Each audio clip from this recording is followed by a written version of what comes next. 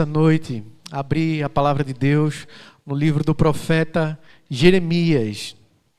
Jeremias capítulo 18. Nessa noite nós leremos os 6 primeiros versos desse capítulo. Jeremias 18, 1 a 6.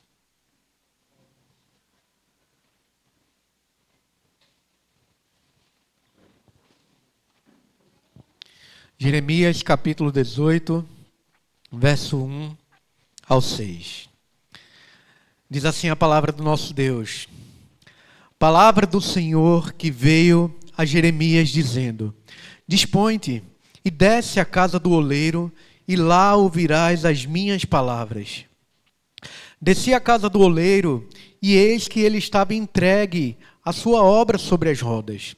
Como o vaso que o oleiro fazia de barro se lhe estragou na mão, tornou a fazer dele outro vaso, segundo bem lhe pareceu. Então veio a mim a palavra do Senhor: Não poderei eu fazer de vós como fez este oleiro, ó casa de Israel, diz o Senhor. Eis que como barro na mão do oleiro, assim sois vós na minha mão, ó casa de Israel. Obrigado, Senhor, mais uma vez por Tua palavra. Obrigado porque o Senhor nos mostra a Tua misericórdia, a Tua paciência. Nós te pedimos, Senhor, desvenda os olhos do nosso coração, para que a gente contemple as maravilhas da Tua lei. Confronta o nosso coração, nos faz perceber Cristo, Senhor, e nos ajuda a nos voltar para o Senhor mais uma vez nessa noite, Senhor. É o que nós te pedimos para a Tua glória, em nome de Jesus. Amém. Bem, meu irmão, se você já morou em uma casa com um problema estrutural, você sabe que existe uma grande diferença entre nós arrumarmos a casa e entre a gente reformar a casa. Arrumar a casa é rápido. Ajeita a bagunça, passa uma tinta por cima de onde está manchado, arrasta os móveis para um certo lugar. Tudo parece estar ali novo, mas por baixo, muitas vezes, a infiltração vai continuar e isso vai trazer consequências. Já reformar é diferente. Quebra a parede, mexe a estrutura, traz incômodo, muitas vezes aquela poeira. Veja, meu irmão, há mudanças que muitas vezes acontecem onde só se arruma a superfície. Já outras mudanças realmente acabam transformando o interior. E uma das maiores tentações do povo de Deus em todas as épocas é confundir exatamente mudança externa com uma transformação verdadeira. É possível, meu irmão, a gente ajustar o comportamento sem que a gente ajuste o nosso coração. É possível a gente corrigir rotinas sem que nós endireitemos os nossos caminhos. É possível, sim, parecermos mais piedosos e continuarmos da mesma maneira por dentro. E nesse texto aqui, Deus acaba confrontando, através do profeta Jeremias, o povo de Israel sobre o risco de viver uma fé reformada na forma, mas deformada na sua essência, na prática de vida. Uma mudança que acontece do lado de fora, mas que por vezes não alcança a vida da gente no interior do nosso coração. E esse texto aqui acaba nos mostrando quem é o Senhor e o que Ele faz com o seu povo quando está vivendo num contexto parecido como esse. Veja, por que Jeremias trouxe essas palavras?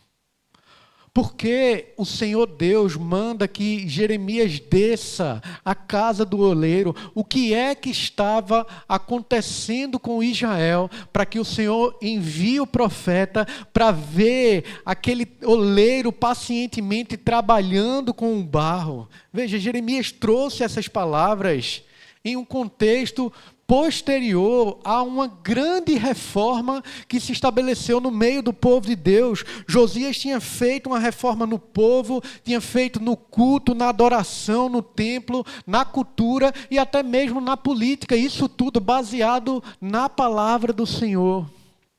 Só que muito tempo antes de Josias estabelecer essa reforma, houve um rei chamado Manassés. E para a gente entender melhor a profecia, nós precisamos analisar o contexto posterior e até o contexto dos dias de Josias. Eu não sei se você já sentiu alguma vez, lendo os livros proféticos, a dificuldade de compreender o que é que o profeta estava profetizando. Há uma dica muito boa na própria palavra do Senhor para a gente, meu irmão. Geralmente, quando o profeta vai começar a sua profecia, vai dizer, palavra do Senhor que veio ao profeta tal, nos dias de tal rei. Então, quando estiver fazendo sua devocional ali no livro dos profetas, para que você compreenda bem por que o profeta estava falando a respeito daquilo, você pode ir lá nos livros de 1 Reis, 2 Reis, 1 Crônicas, 2 Crônicas e procurar o rei, como foi o reinado que estava acontecendo naqueles dias em que o profeta traz a palavra do Senhor. E eu queria convidar você a abrir a palavra de Deus lá em 2 Reis, capítulo 21, para que a gente veja um pouco do que aconteceu ali no reinado de Manassés. Porque Jeremias nasceu aproximadamente 10 anos antes do rei Manassés morrer. Quem era esse Manassés? Quem era esse homem que reinava na época em que o profeta Jeremias nasceu? O verso 1 vai dizer para a gente aí o seguinte: tinha Manassés 12 anos de idade quando começou a reinar e reinou 55 anos em Jerusalém. Sua mãe chamava-se Efzibá. Veja, o texto está dizendo para a gente que o rei Manassés reinou por quanto tempo? 55 anos em Jerusalém. Meu irmão, será que 55 anos não é tempo mais do que suficiente para moldar, para formar a identidade, a cultura de um povo? Eu ainda não tenho 55 anos de idade, mas eu lembro que na minha infância havia pecados que as pessoas nem sequer mencionavam. Pecados esses que nos nossos dias são celebrados, são estimulados. Então veja, em menos de 55 anos, uma cultura mudando, algo sendo estabelecido como novo. E Manassés, o povo está mostrando, a palavra de Deus está mostrando aqui que Manassés foi esse líder que dirigiu Judá durante 55 anos. Tempo suficiente para moldar a cultura de um povo. Eu sei que muitos de nós aqui temos manias. Algumas manias até difíceis de mudar, difícil. Imagine aí você, se você já tem aí 55 anos ou mais, alguma mania que você tem, é fácil de mudar, sinceramente. Lá em casa, por exemplo, a minha esposa, não importa o quanto de café ela colocar numa xícara, sempre vai sobrar 2 dedos de café. Não importa. Pode ser uma xícara transbordando, pode ser uma xícara com 2 dedos de café, ela não vai tomar, mas vai deixar os 2 dedos de café. É mania dela, é difícil dela mudar essa mania. Eu já falei, amor, para que tu vai colocar isso tudo de café se tu vai deixar os 2 dedos? Ela não consegue, é uma mania dela. E meu irmão, nesse contexto daqui, haviam várias manias no povo de Deus que eram manias pecaminosas. Se a gente estuda a política dessa época, nós vamos ver que nessa época a Assíria estava dominando as nações da terra, a Assíria mandava no mundo. Historiadores, inclusive, vão chamar esse rei Manassés de o vassalo da Síria, do rei da Síria. Esse rei, ele estava submisso a esse outro rei da Síria, que era um rei pagão. Manassés queria agradar o homem, ele queria agradar a si mesmo, mais do que agradar ao Senhor. Ele queria agradar o rei da Síria. O texto aí no verso 2 vai dizer para a gente que fez ele o que era mal perante o Senhor, segundo as abominações dos gentios que o Senhor expulsara de suas possessões de diante dos filhos de Israel. Eu não vou, meu irmão, ler todo o texto, porque senão a gente vai demorar muito tempo. Mas eu vou citando os versículos, dizendo o que está contido nele. Por exemplo, o versículo 23, nós vamos ver que o rei Manassés, ele reconstruiu altares que Ezequias, o pai dele, havia derribado para adoração de falsos deuses. Ele adorou a Baal, edificou altar a próprio Baal. Ainda no versículo 3 e versículo 5 vai mostrar que ele adorou as estrelas, os astros, como era costume da Síria. Então veja, esse rei Manassés se desvia do caminho do Senhor e leva o povo da aliança a adorar falsos deuses, a colocar no seu culto o que se fazia ao culto dos falsos deuses da Síria. Verso 4 vai dizer, por exemplo, edificou altares na casa do Senhor, da qual o Senhor tinha dito, em Jerusalém porei o meu nome. Verso 7 vai mostrar para a gente também que ele estabelece muitos outros altares no templo, no lugar que deveria ser exclusivo para adoração ao Senhor. Se você pula para o verso 6, você vai ver que esse rei Manassés, ele se envolve com magia negra, ele queima, ele sacrifica o seu próprio filho em adoração a falsos deuses, ele se envolve com adivinhações, com superstições, com feitiçaria, ele recorre a médiuns, e o final do versículo vai dizer que para provocar a ira, o Senhor, ele provoca Deus a ira. Então veja, meu irmão, durante 55 anos, essa era a paisagem ali em Judá. As pessoas entravam no templo do Senhor e haviam falsos deuses. As pessoas viam ali os pais sacrificando os próprios filhos a falsos deuses. E isso tudo era normal de se ver. Todo mundo fazia. Verso 9 vai dizer, meu irmão, que eles fizeram pior do que as nações pagãs. Eles, porém, não ouviram, e Manassés de tal modo os fez errar, que fizeram pior do que as nações que o Senhor tinha destruído diante dos filhos de Israel. Esse próprio rei aí no verso 16 é chamado de assassino. Ele derramou muito sangue ali em Judá. 55 anos. Tempo suficiente para moldar a identidade e a cultura de um povo. Ou não, meu irmão? Quantas vezes a gente não vê em pouco tempo filmes, novelas mudando a cultura da gente? Eu lembro na minha infância ainda, época de Copa do Mundo, Ronaldo Fenômeno ali na Copa. Eu não sei de futebol, viu, meu irmão? Não sou ligado em futebol, mas eu lembro que ele fez um corte de cabelo horrível. Tinha um negócio aqui na frente, parecia um bicho.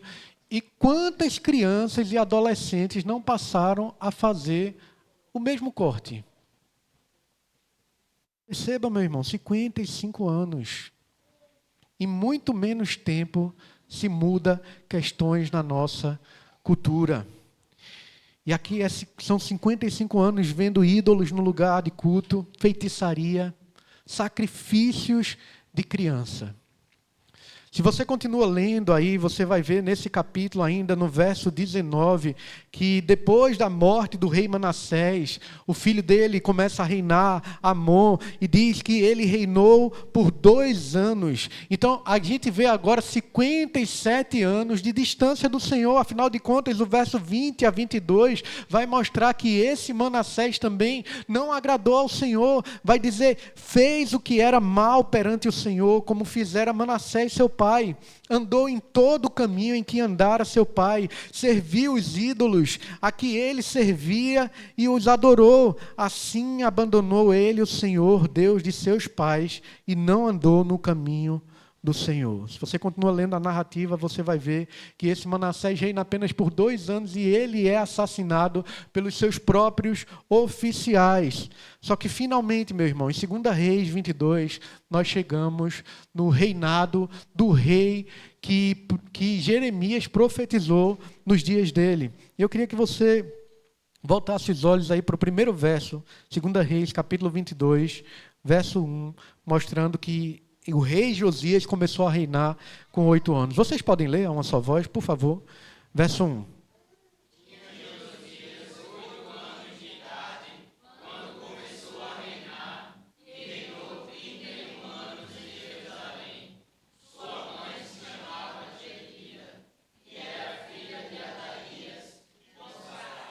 Veja, meu irmão, esse rei começa aí o seu reinado com 8 anos de idade, mas o testemunho que a palavra de Deus dá para a gente a respeito dele é diferente do testemunho dos outros 2 reis que o antecederam. Vai mostrar que ele agradou o Senhor. O verso 2 vai dizer: fez ele o que era reto perante o Senhor, andou em todo o caminho de Davi seu pai, e não se desviou nem para a direita, nem para a esquerda. Só que se a gente continua lendo aí dos versos 3 ao 7, nós vamos ver que 18 anos depois que Josias começou a reinar, ele decide finalmente reformar o templo do Senhor. Então, se a gente soma o tempo que Manassés, que Amon reinou, e esses 18 anos, nós vamos ver aí, somando 75 anos de uma cultura. Uma cultura que não agradou ao Senhor.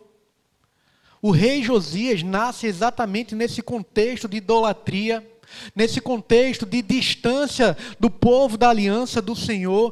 Tudo aquilo que acontecia à vista de todo mundo, até dentro do templo, era normal, porque todo mundo fazia.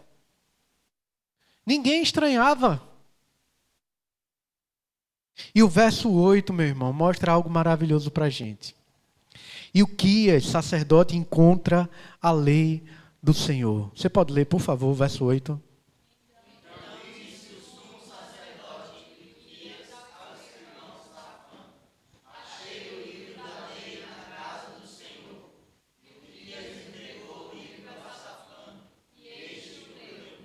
Veja, meu irmão, o que o texto está mostrando para a gente é que a lei, os rolos da lei do Senhor estavam no templo.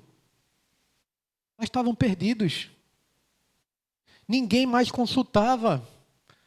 Talvez aí nesse período de mais ou menos 75 anos, os historiadores vão dizer que provavelmente a lei do Senhor estava perdida entre 70 a 75 anos. As pessoas não consultavam mais a lei do Senhor. A lei estava perdida, abandonada no próprio templo de adoração do Senhor. E aí o versículo 11 mostra para a gente que quando o rei Josias, ele ouve o que estava escrito ali no livro da lei, ele se quebranta. O verso 11 vai dizer: tendo o rei ouvido as palavras do livro da lei, rasgou as suas vestes. Josias é confrontado pela lei do Senhor e ele percebe que está tudo errado.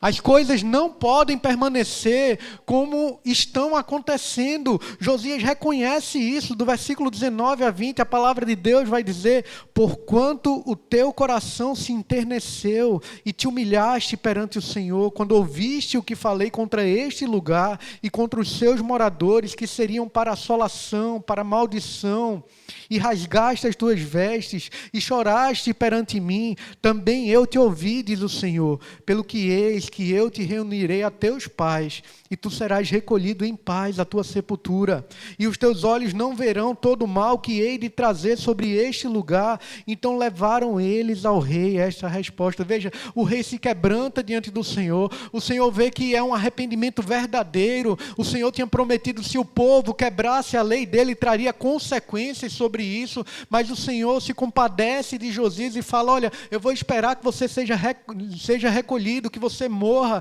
para que os seus olhos não vejam o juízo que eu vou trazer sobre o meu povo. E aí no capítulo 23 nós começamos a ver as reformas que o próprio rei Josias começa a estabelecer. E é nessa época em que Jeremias começa o seu ministério profético. Do verso 1 ao 3 nós vamos ver que Josias renova a aliança com Deus e leva o povo a renovar também, Josias ali como líder do povo do Senhor, se coloca diante do Senhor, faz o povo ouvir a lei do Senhor, renova a aliança, faz o povo renovar essa aliança também com o próprio Deus. Verso 4 vai mostrar que Josias tira os objetos de culto pagão do templo. Até aqui os ídolos estavam no templo, meu irmão. Com 75 anos. Quando se entrava no templo do Senhor, haviam falsos deuses lá. Verso 5, ele destitui os falsos sacerdotes. Verso 6, ele tira do templo outros ídolos. Verso 7, ele derruba os aposentos dos prostitutos cultuais de Acera. Veja, meu irmão, as pessoas chegavam no templo e ali havia prostitutas e prostitutos cultuais.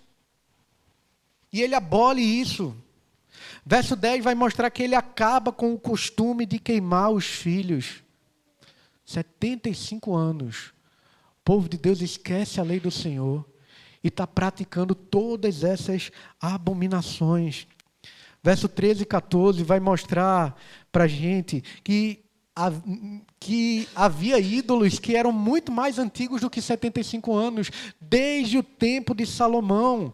O rei profanou também os altos que estavam de fronte de Jerusalém, à mão direita do monte da destruição, os quais edificara Salomão, rei de Israel, para Astarote, abominação dos sidônios, e para Quemos, abominação dos moabitas, e para Milcom, abominação dos filhos de Amon. Semelhantemente fez em pedaços as colunas e cortou os postes ídolos, e o lugar onde estavam encheu ele de ossos humanos. Verso 15 a 20, nós vamos ver que a reforma de Josias não alcança somente Judá, mas alcança também Israel. Verso 21 ao 23, nós vemos que no reinado de Josias se volta a celebrar a Páscoa, que não era celebrada de forma fiel ao Senhor, fiel à sua palavra, desde os tempos dos juízes. Então veja, desde os tempos dos juízes não havia uma Páscoa nacional celebrada conforme estava estabelecido na lei do Senhor. E Josias volta a fazer isso. Verso 24 a 25, para encerrarmos aqui esse contexto, nós vemos a lealdade de Josias. Verso 24 ao 25. A igreja pode ler, por favor?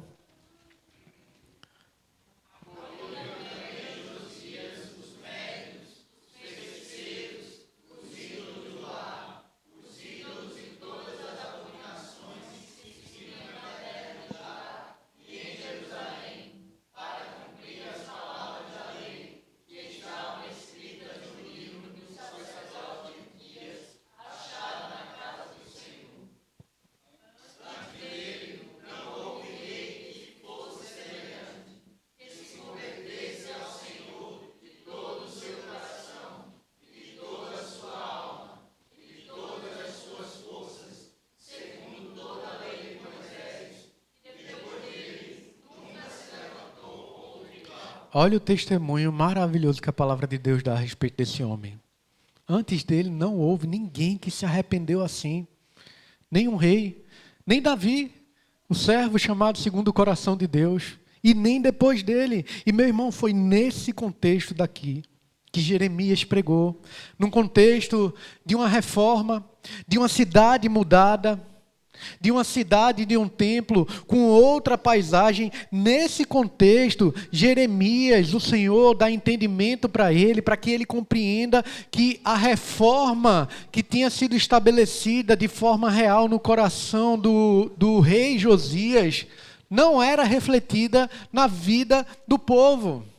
Para o povo só havia acontecido uma reforma superficial, uma reforma externa. Naquele momento, então, o que antes as pessoas estavam fazendo para os ídolos, elas simplesmente começaram a fazer como faziam, só que agora para o Senhor, como se o Senhor fosse um amuleto. O culto, então, continuava ali, centrado no homem e não no Senhor.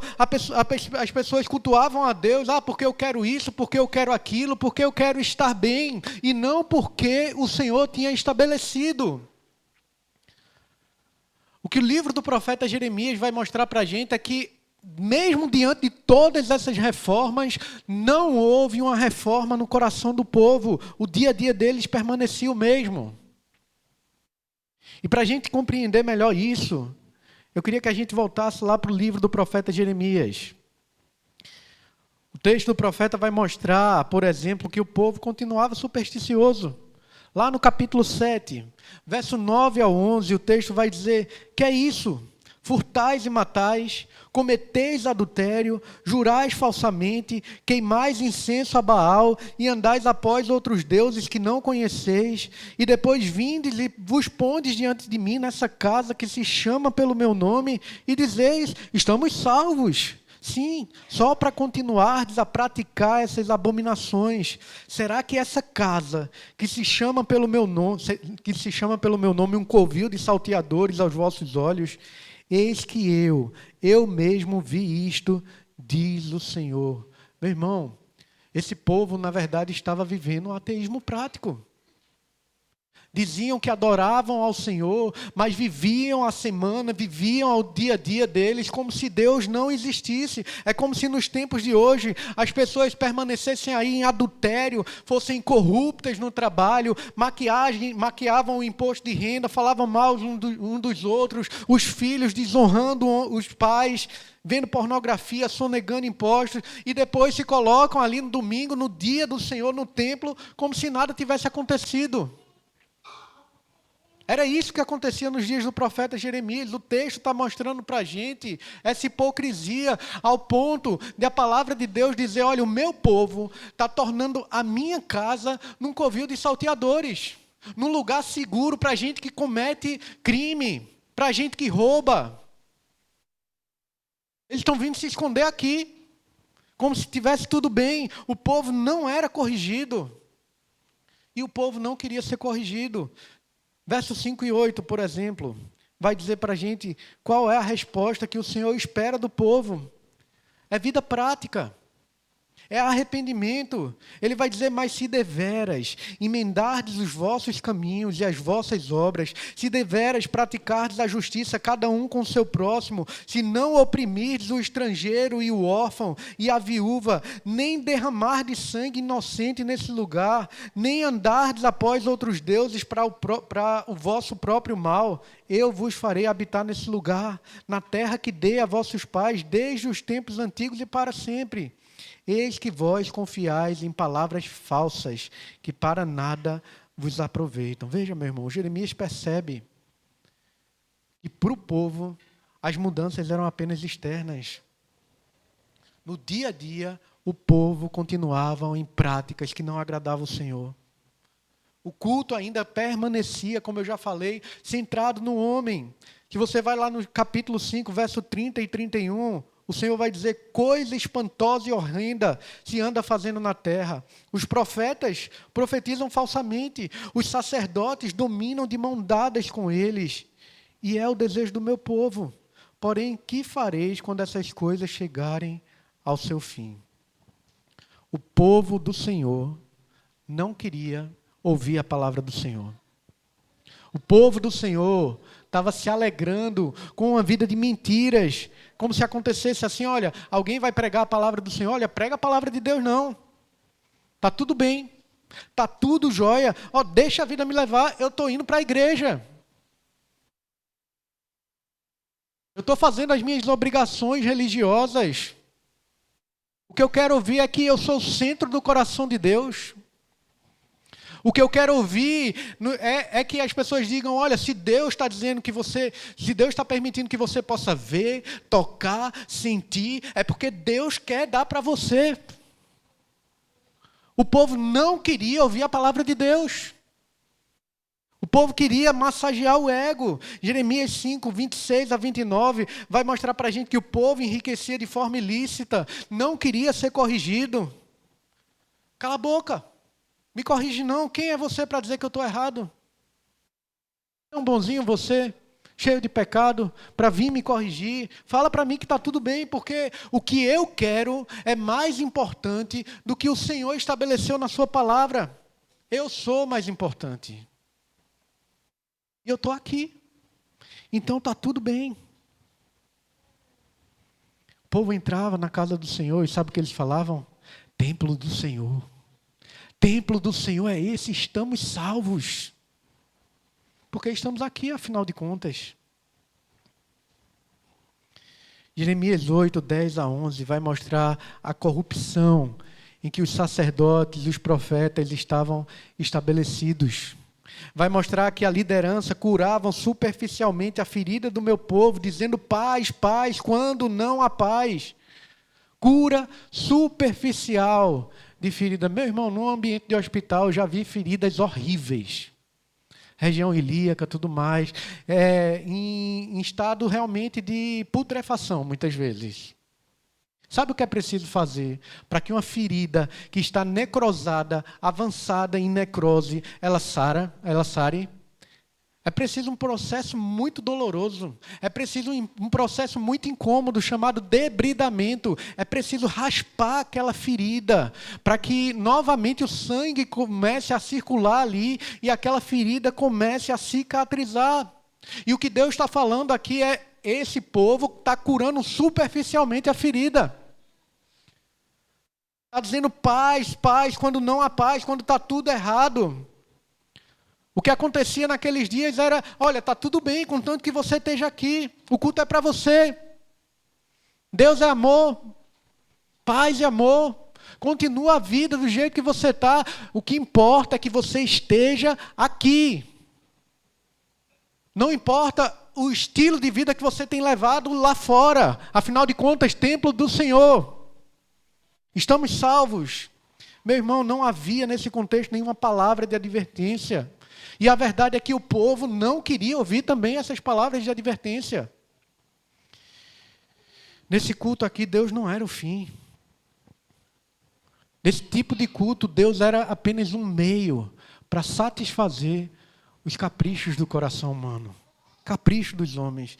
E sinceramente, meu irmão, esse contexto de Jeremias é novidade. Esse contexto de Jeremias é estranho para a gente. Será que a gente não percebe esse tipo de coisa acontecendo nos nossos dias? É algo que nunca vimos. Depois que o rei Josias morre, a palavra de Deus vai mostrar que então Jeremias desceu à casa do oleiro. Houve uma reforma real no coração do rei que se arrependeu. Mas a reforma para o povo era apenas externa. É nesse contexto aqui de podridão, de falsidade, de mentira, de uma vida que na verdade tinha cheiro de morte, que Jeremias, amando do Senhor, ele desce à casa do oleiro. Do lado de fora estava tudo muito bonito. Só que o povo pecava e no dia a dia achava que estava tudo bem. Não queriam de fato saber da palavra de Deus, mas meu irmão, o que o texto mostra para a gente é que há esperança, e é por isso que Jeremias, mesmo nesse contexto tão tenebroso, ele desce à casa do oleiro. Veja aí o que diz o verso 4 do nosso texto, Jeremias capítulo 18, verso 4, por favor, a uma só voz.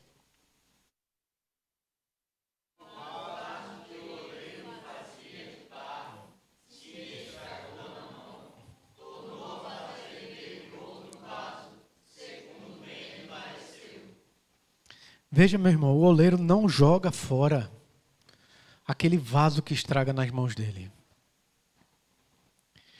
Será que Deus não pode nos quebrar e nos refazer? É isso que ele está falando para Jeremias aqui, para o povo de Israel. Meu irmão, Deus pode mudar sim os nossos hábitos, mas Ele tem poder também de mudar o nosso coração. Então, de forma prática, eu queria me deter de uma forma mais extensa aqui. O que é que esse texto fala para mim e para você hoje? Qual é a conexão desse texto com a gente, meu irmão?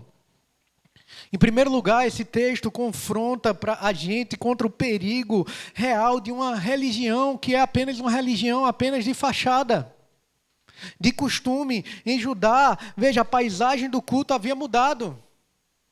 Não estava mais como na época do rei Manassés, do rei Amon. Altares pagãos foram derrubados, ídolos foram retirados do templo, a Páscoa celebrada novamente conforme a palavra de Deus, a lei novamente encontrada e lida em alto e bom som para todo o povo do Senhor. Mas o que o texto mostra para a gente, esse contexto todo, é que o povo continuava mentindo, roubando, adulterando, explorando, enriquecendo injustamente.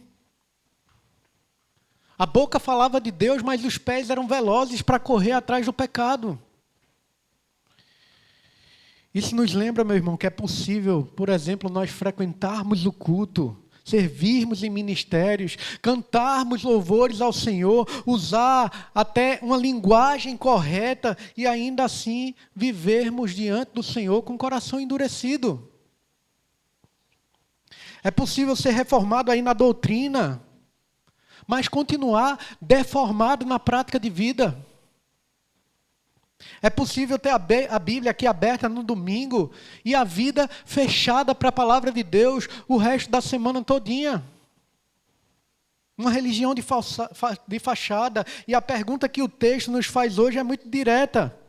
Meu irmão, o que mudou em você, desde que você começou a se relacionar com o Senhor? É somente linguagem? É somente costume? É somente a roupa? É somente a rota que você faz agora no dia de domingo? Ou o que houve no seu coração foi um arrependimento real? Mudança de caminho? Mudanças de atitudes?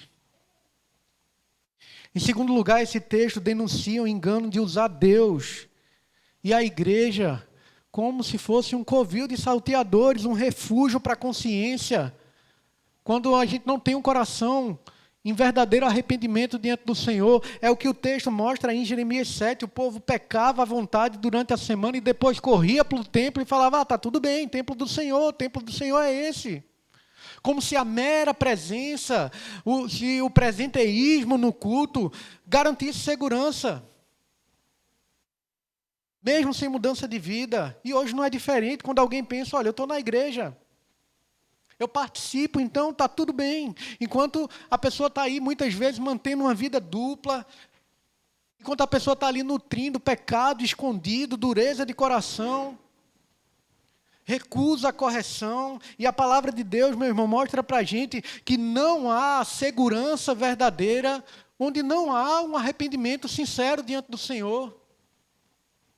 O lugar mais perigoso do mundo, sabe qual é, meu irmão? É o banco da igreja, quando nós estamos com o coração endurecido para a palavra do Senhor. Esse é o lugar mais perigoso. Deus não quer apenas que nós estejamos aqui no templo. Ele quer que nós vivamos como templo do Espírito Santo, uma vida santa. Ele não quer apenas presença física no culto. Ele quer que nós estejamos quebrantados diante dele. Ele quer vidas rendidas. Ele quer caminhos transformados para a glória dele. Mas em terceiro lugar, esse texto nos chama a nos submetermos também ao grande oleiro. O texto vai dizer que o vaso na mão do oleiro se estragou. Mas o oleiro não jogou esse vaso fora. Ele quebrou. Ele refez. Isso significa, meu irmão, que o nosso Deus não se contenta em fazer nas nossas vidas apenas um retoque.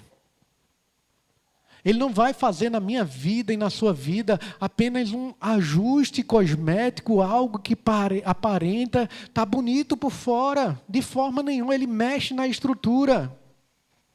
Se necessário for, ele quebra. Para misericordiosamente nos refazer. Sabe que muitas vezes nós queremos? Um Deus que nos conforte. Mas nós não queremos o Deus que nos confronte. Muitas vezes nós queremos um Deus que nos anime. Mas não um Deus que nos quebre. Muitas vezes nós queremos aquele Deus que fala somente sobre amor, que cura superficialmente, mas que não toque na raiz, como se a gente pudesse dizer ao Senhor assim, olha, 80% da minha vida tem com o Senhor, mas esse restante de porcentagem tem a ver comigo, não mexe não, Senhor. Fica aí na tua. Deixa eu fazer da minha vida o que eu quero nessa parte da vida. Só que o verdadeiro amor de Deus, meu irmão, é aquele que nos disciplina. O verdadeiro amor de Deus é aquele que nos corrige, que expõe o nosso pecado, que muitas vezes faz esse processo doloroso de descascar mesmo a ferida, para que haja cura verdadeira. E não uma cura superficial. E a pergunta hoje é, nós estamos dispostos a deixar que o grande oleiro mexa onde ele quiser na nossa vida? Nós estamos dispostos a ouvir a palavra de Deus, mesmo quando for uma palavra que nos confronte? Dispostos a aceitar a correção, confessar o pecado, pedir ajuda ao Senhor, mudar rotas na dependência do Senhor, cortar relacionamentos e até hábitos que muitas vezes vão nos afastar do Senhor?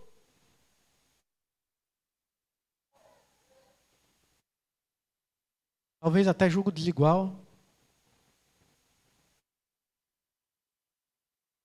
Não, Senhor, nessa área não mexe não. Essa área é minha. Meu irmão, é o oleiro quem decide a forma do vaso. Não é o vaso. Nós não temos essa autoridade. Só que se a gente parasse aqui, nós poderíamos sair aqui dessa noite apenas esmagados. Não é a intenção do Senhor nesse texto. O texto mostra para a gente, aponta para a gente algo maior, que nós vemos ainda com maior clareza no Evangelho.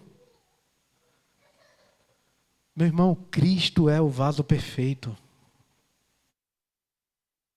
Cristo é o verdadeiro Israel, que foi totalmente submisso ao oleiro. Ele é o único que jamais resistiu à vontade de Deus. Ele é o único que aquilo que se via externamente era totalmente coerente com aquilo que estava dentro. Uma vida sem hipocrisia, uma vida sem duplicidade, santidade, obediência, amor perfeito, submissão ao Pai. E o que a palavra de Deus mostra para mim e para você é que esse vaso perfeito, ele foi quebrado em nosso lugar, no meu lugar, no seu lugar. O juízo que Jeremias anuncia para aquele povo, se ele não se arrependesse, a palavra de Deus mostra que Cristo assume esse juízo no nosso lugar. Esse vaso perfeito, ele se entrega para ser despedaçado, para que vasos sujos, quebrados, como eu e como você, possam ser refeitos. A disciplina e o juízo que nós merecíamos, meu irmão, recaem sobre Cristo, para que a misericórdia e o perdão de Deus possam cair em vasos desgrenhados como nós somos. Em Cristo, somente em Cristo, Deus pode mudar muito mais do que apenas os nossos hábitos, meu irmão. Em Cristo Jesus, Ele pode nos dar um novo coração. A nova aliança, que inclusive vai ser prometida mais à frente aqui no profeta Jeremias, é exatamente cumprida em Cristo Jesus. O Espírito Santo sendo derramado sobre nós, não para produzir apenas uma cosmética religiosa nas nossas vidas, mas para escrever, para gravar a lei de Deus em nossos corações, para gerar verdadeiro arrependimento, para gerar fé verdadeira, vida. Amor a Deus e amor ao próximo. Só Jesus pode fazer isso, meu irmão. Entenda, não é você que de alguma forma, com algum tipo de esforço moral, se reforma e se apresenta diante de Deus como se você fosse um vaso aceitável. É Deus que em Cristo, Ele toma esse vaso estragado, Ele transforma, Ele perdoa, Ele justifica, Ele regenera, Ele santifica e Ele molda esses vasos à imagem do próprio Filho dele, que é o vaso de honra perfeito. Só Deus pode fazer isso, meu irmão. A resposta que Ele pede de nós num texto como esse é arrependimento e fé. Se arrependa e creia no vaso perfeito que foi quebrado em meu favor, no seu favor. Confie no oleiro que continua trabalhando em nós até ser dia perfeito, até o dia de Cristo. Esse texto não é um chamado a nos voltarmos ao Senhor na força do nosso braço. Lembre que é o próprio Jeremias que fala que é maldito o homem que confia no próprio homem, afasta o seu coração do Senhor. Então, diante disso, meu irmão, o chamado do Senhor para mim e para você nessa noite é claro. Tem pecado escondido? Confesse àquele que é rico em perdoar, meu irmão. Tem duplicidade, tem hipocrisia, abandone. Há resistência, há orgulho à palavra do Senhor. Se renda a Ele, meu irmão. A vida cristã apenas de aparência, peça a Deus que vá além da superfície. Peça aquele que tem poder para ir na raiz, para ir no coração e transformar a nossa vida, porque como igreja nós não queremos ser um povo que vive de fachada. Ou você quer? Sustentado apenas na tradução, na rotina, num discurso bonito. Nós queremos ser um povo quebrantado, meu irmão, moldado, corrigido, consolado e dirigido pelo oleiro.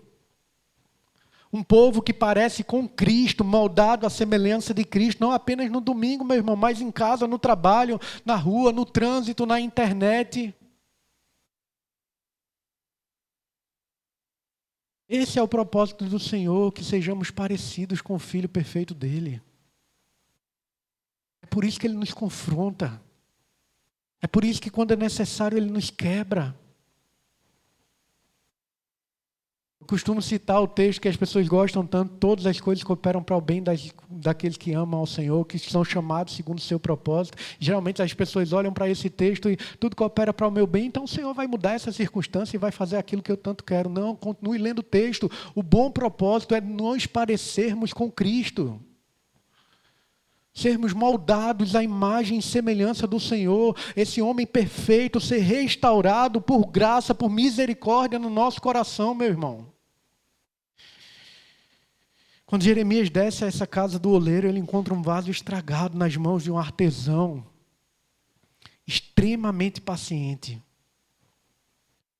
O oleiro poderia jogar aquele barro fora, começar do zero com outro material, mas o texto mostra que ele decide não descartar. Ele quebra, ele amassa, ele refaz, e assim é o nosso Deus, meu irmão. Entenda, Deus não faz vista grossa para o nosso pecado. Deus não se deixa enganar por uma reforma superficial. Ele sonda e conhece o nosso coração. Diante do Senhor a gente não precisa mentir, porque tudo em nós se revela. Mas ao mesmo tempo Deus não entrega ao seu povo a sua própria ruína. Em Cristo o oleiro santo se torna o nosso Pai gracioso. Ele sabe dos nossos pecados, meu irmão. Ele não se surpreende não, ele nos confronta, mas ele nos confronta porque ele quer a restauração do seu povo. É graça. Ele nos quebra, mas ele nos quebra porque o propósito dele é nos refazer. Talvez você chegou aqui nessa noite como esse vaso estragado, rachado pela hipocrisia, sujo por pecados repetidos, deformado por anos e anos de maus hábitos. Só que a palavra do Senhor para você aqui não é: olha, acabou. A palavra do Senhor para você aqui não é: olha, não tem esperança, não tem mais jeito. Pelo contrário, a palavra do Senhor é: não poderei eu fazer de vós como fez esse oleiro, ó casa de Israel. O chamado do Senhor aqui é claro, meu irmão: convertei-vos, emendai os vossos caminhos, emendai as vossas ações. Olhe para o vaso perfeito que é Cristo, que foi quebrado por você. Corra para a cruz, confie no sangue que perdoa. Creia nesse Espírito que regenera. Se submeta a esse oleiro que continua trabalhando graciosamente. Esse é o chamado do Senhor. O grande oleiro. Que o Senhor tenha misericórdia da gente, meu irmão, que Ele nos livre de uma reforma só externa. Que Ele nos conceda um avivamento verdadeiro. Que começa no coração, passa pelas mãos, que atinge a nossa agenda, as nossas relações, a nossa boca, o nosso bolso, a mente, que nos faz viver verdadeiramente, que a gente coma, que a gente beba, que a gente faça qualquer outra coisa, fazendo tudo para a glória de Deus. Que nós, como igreja, possamos dizer não apenas templo do Senhor. Templo do Senhor é esse. Mas que pela graça do Senhor nós possamos viver como um povo restaurado. Um povo que se arrepende, povo do Senhor. Vasos de misericórdia nas mãos do grande oleiro, mudados. Reformados externamente, sim, mas principalmente internamente. Que o Senhor grave a lei dele no nosso coração, por meio do Messias, daquele vaso que foi despedaçado, para que a gente possa ser moldado à imagem e semelhança dele, para a glória do Senhor. Amém, meu irmão? Você pode baixar sua cabeça no seu lugar?